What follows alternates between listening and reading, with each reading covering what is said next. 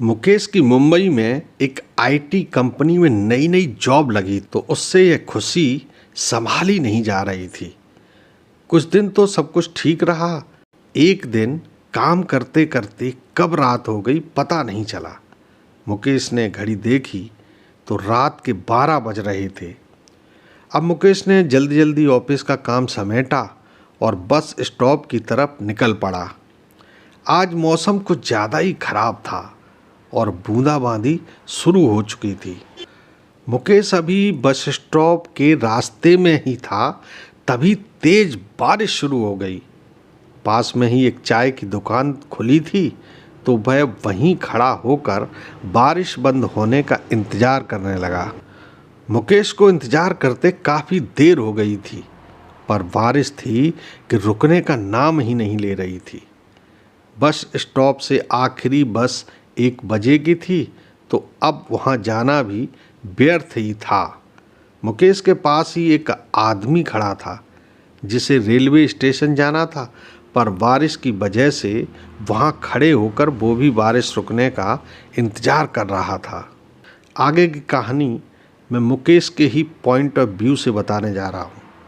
मैंने उससे पूछा, आपको कहाँ जाना है? वह आदमी बोला, मुझे कुर्ला स्टेशन जाना है। असल में कुर्ला मेरी भी रेलवे स्टेशन थी।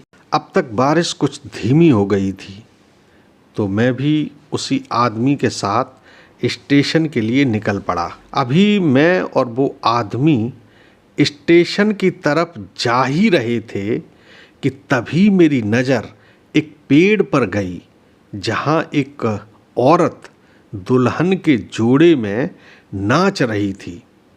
उसे देखकर मेरी तो डर के मारे जुबान हलक में ही फंस गई।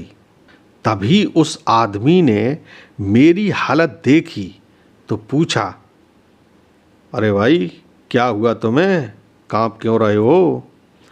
मैंने उस पेड़ की तरफ इशारा किया तो वो नज़ारा देखकर उस आदमी की तो घिघी ही बंध गई।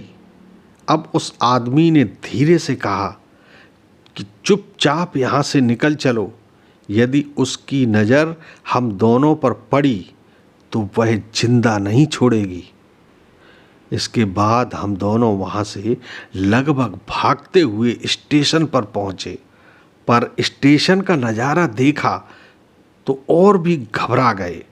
पूरी की पूरी रेलवे स्टेशन खाली पड़ी थी। गनीमत यह थी कि तभी सामने से मुझे ट्रेन आती दिखाई पड़ी और ट्रेन आते ही हम दोनों उसमें सवार हो गए। पर अजीब बात यह थी कि आज पूरी की पूरी ट्रेन खाली पड़ी थी। मैंने सोचा रात के 2 बजने वाले हैं, जिसे जाना आना था चला गया, इसलिए ट्रेन खाली पड़ी है। खैर हम दोनों पास वाली सीट पर बैठ गए। अब उस आदमी को भी खाली ट्रेन देखकर अजीब लगा तो वो भी बोल पड़ा, आज मुझे लगता है इस पूरी ट्रेन में हम दोनों के अलावा कोई है नहीं। अभी हम लोग ये सब बातें कर ही रहे थे, तभी मेरी नज़र खिड़की के बाहर उस पेड़ वाली औरत पर गई जो किसी परिंदे की तरह हवा में उड़ रही थी। अभी मैं यह बात उस आदमी को बताता तभी देखा कि वह औरत अब गायब हो चुकी है। यह सब देखकर मैं डरा सहमा चुपचाप उसके बारे में ही सोच रहा था कि तभी उस आदमी ने मुझे टोकते हुए कहा कि क्या हुआ, तुम इतने शांत क्यों हो गए?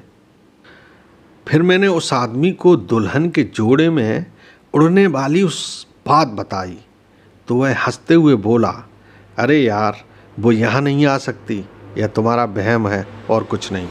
और तभी मैंने देखा वही औरत उस आदमी की बगल वाली सीट पर बैठी मुझे घूर रही थी। मैं डर के मारे कांपे जा रहा था, पर हिम्मत करके उस आदमी से बोला, आपके पीछे देखो। फिर जब उस आदमी ने पीछे मुड़कर देखा तो वह औरत फिर से गायब हो चुकी थी। अब उस आदमी ने कहा, कोई तो नहीं है मेरे पीछे? फिर मैंने उस आदमी से कहा कि मैंने खुद उस औरत को तुम्हारे पीछे देखा था। उसके सर पर पल्लू था और मुझे घूरे जा रही थी। जैसे ही मैंने तुम्हें पीछे मुड़ने को कहा तभी फिर से गायब हो गई। अभी हम लोग इस बारे में बात ही कर रहे थे, तभी ट्रेन एक स्टेशन पर रुक गई। वहाँ बाहर एक लड़की को देखा जो ट्रेन का इंतजार कर रही थी। तभी मेरे साथ वाले आदमी ने कहा, काश ये लड़की भी इसी बॉगी में आ जाए। पर वो लड़की दूसरी बॉगी में चढ़ने लगी। तभी उसकी नज़र हम लोगों पर पड़ी तो झट से वह हमारे ही डिब्बे में चली आई और सामने वाली सीट पर आकर बैठ गई। ट्रेन चल पड़ी थी और उस आदमी ने बातों का सिलसिला बढ़ाते हुए उस लड़की से पूछा, तुम इतनी रात को कहाँ से आ रही हो? तो वह लड़की बोली, मेरे बॉयफ्रेंड का जन्मदिन था तो केक वगैरह काटते और खाना पीना खाने के चक्कर में लेट हो गई। वे दोनों बातें करने में जुटे थे, पर मैं उसी औरत के बारे में सोचते सोचते कब सो गया पता नहीं चला। पर जब मेरी आँख खुली तो देखा कि मुझे न तो वो आदमी दिखाई दे रहा था और न वो लड़की।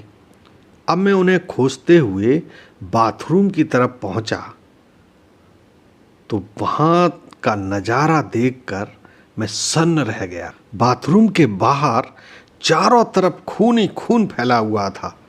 फिर मैंने जब बाथरूम के अंदर झांक कर देखा तो मेरी तो रूह कांप गई। वही लाल जोड़े वाली औरत उस आदमी का खून पी रही थी और मुझे देखकर हंसने लगी। पर मैं वहाँ से भागा और बोगी के दूसरी तरफ वाले दरवाजे के पास जाकर खड़ा हो गया। फिर झांक कर देखा तो वह औरत मुझे तलाशते हुए आगे बढ़ रही थी। अब मुझे तो जोर जोर से रोना आ रहा था। समझ नहीं पा रहा था कि आखिर करूं तो करूं क्या। तभी देखा ट्रेन धीमी हो गई। शायद कोई छोटा स्टेशन था तो ट्रेन पूरी तरह रुके इससे पहले ही मैं ट्रेन से कूद पड़ा। स्टेशन पर आकर देखा तो चारों तरफ अंधेरा ही अंधेरा था। तभी मेरी नज़र साइड में खड़े एक ऑटो पर गई तो मैं जल्दी से उस ऑटो वाले के पास पहुंच गया। वहां जाकर देखा तो ऑटो वाला सो रहा था। मैंने उसे जगाते हुए कहा, अरे भैया कुर्ला चलोगे क्या? पर उसने कोई जवाब नहीं दिया। तो जरा आवाज़ को ऊंचा करते हुए मैंने कहा, अरे भैया कुर्ला चलोगे क्या? फिर वह उठकर बैठ गया और बोला, इतनी रात को मैं कहीं नहीं जाने वाला। फिर उस ऑटो वाले ने मेरा चेहरा देखा तो बोला, अरे तुम्हारे चेहरे की हवाइयाँ क्यों उड़ी हुई हैं? क्या कोई भूत देख कर आ रहे हो क्या?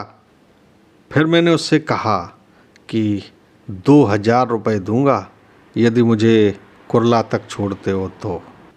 फिर वह ऑटो वाला सोच में पड़ गया और बोला, 2 लोगों के 4000 लूँगा। पर मैंने उससे कहा, 2 नहीं, हम अकेले ही चलेंगे।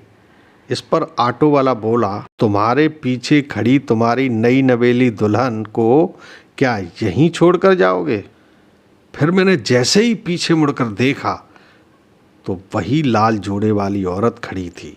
इसके बाद तो मैं वहाँ से भाग ही लिया और भागते हुए मैं अचानक से एक कार से टकरा गया। कार वाले ने गाड़ी से उतरकर मुझे उठाया तो पता चला वो मेरा ही दोस्त विवेक था। इसके बाद मैंने विवेक को पूरी बात बताते हुए अपने भागने का कारण बता दिया। उसके बाद विवेक ने मुझे कार में बैठाया और कार वहाँ से लेकर आगे बढ़ गया। विवेक बोला, मैं तुम्हें घर छोड़ देता हूँ, वैसे भी तुम्हारी हालत अकेले चलने लायक नहीं है। फिर कार चलाते वक्त विवेक ने उस दुल्हन के जोड़े वाली आत्मा की पूरी कहानी सुनाते हुए बताया कि कुछ साल पहले एक नई नवेली दुल्हन अपने पति को छोड़कर अपने प्रेमी के साथ भाग आई थी। पर प्रेमी को लगा कि यह तो गले की हड्डी बन गई, तभी धोखे से उस पेड़ के पास उसे छोड़कर यह कहकर चला गया कि मैं स्टेशन पर जाकर ट्रेन की जानकारी करके आता हूँ। तुम दुल्हन के जोड़े में हो तो लोगों का ध्यान तुम्हारी तरफ जाएगा, इसलिए तुम यहीं बैठो। दुल्हन के जोड़े में उस पेड़ के नीचे छुपी लड़की कई घंटों तक उस प्रेमी का इंतजार करती रही, पर वह नहीं लौटा। बाद में जब उसने फ़ोन किया तो पता चला कि वह अपने घर पर है और उसे भी घर लौट जाने की सलाह दे रहा है। इसके बाद उस लड़की ने उसी पेड़ पर लटक कर अपनी जान दे दी और अब एक खूनी प्यासी आत्मा बन गई है। अब जब भी कोई उस पेड़ से होकर गुजरता है तो वह आत्मा उसके पीछे पड़कर उसकी जान ले लेती है। तुम भाग्यशाली हो कि अब तक जिंदा हो। इसके बाद मेरे दोस्त विवेक ने मुझे घर छोड़ दिया और फिर उस तरफ मैं कभी नहीं गया। आज की कहानी में बस इतना ही दोस्तों। कल फिर मिलेंगे एक नई कहानी के साथ, ठीक शाम 6 बजे। तब तक के लिए प्रमोद झा का प्यार भरा नमस्कार।